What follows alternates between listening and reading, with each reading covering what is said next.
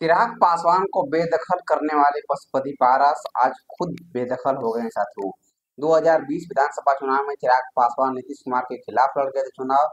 उससे ही नाराज होकर पशुपति पारस ने 5 सांसद लेकर चिराग पासवान को अकेले छोड़कर पार्टी को दो गुट में कर दिया था साथियों। लेकिन चिराग पासवान के लिए 2020 के बाद संघर्षों वाला साल रहा। लेकिन अब चिराग पासवान मोदी मंत्रिमंडल में शामिल हो गए हैं 5 सांसद लेकर साथियों। चिराग पासवान इकलौते सांसद बन गए थे अपनी पार्टी के। उसके बाद से चिराग पासवान ने बिहार का भ्रमण किया, जनसभाएं की चिराग पासवान ने।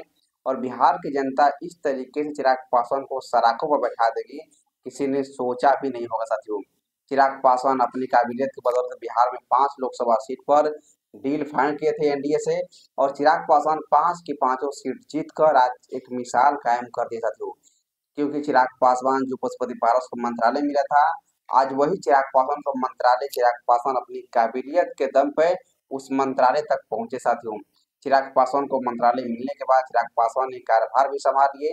इसके बाद पशुपति पारस ने कहीं न कहीं भतीजे चिराग पासवान के लिए अपना दर्द दिखा दिया साथियों। जो चिराग पासवान के बोल रहे थे पशुपति पारस कि वो मेरा भतीजा नहीं है, आज वही पशुपति पारस अपना बेटा मान रहे साथियों। कहीं न कहीं सोशल मीडिया पे बधाई देते हुए पशुपति पारस ने अपने बड़े बेटे चिराग पासवान लिख रहे हैं कि मैं अपने बड़े बेटे चिराग पासवान को इस उपलब्धि तक पहुंचने के लिए बधाई देता हूँ साथियों।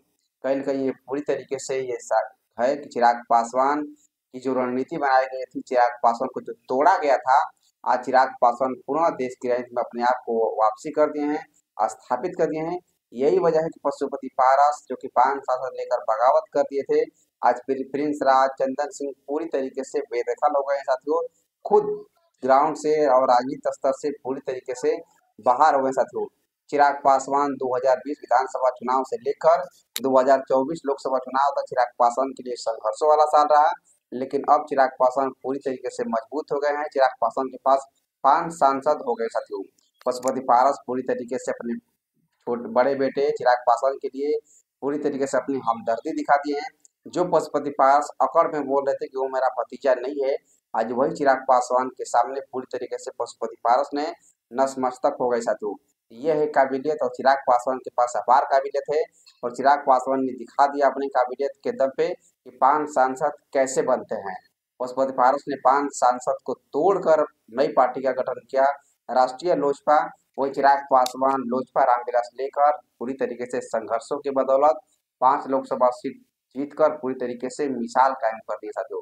तो अभी के लिए इतना ही। मैं अक्षय पासवान जो भी अपडेट खबर होगी चिराग पासवान से रिलेटेड मैं आप सबको बताऊंगा। लेकिन चिराग पासवान मंत्री में कार्यभार ले लिए हैं और चिराग पासवान जल्द बिहार भी आने वाले हैं। तो जो भी खबर आएगी मैं आप सबको दूंगा। अभी के लिए इतना ही। जय हिंद, जय बिहार।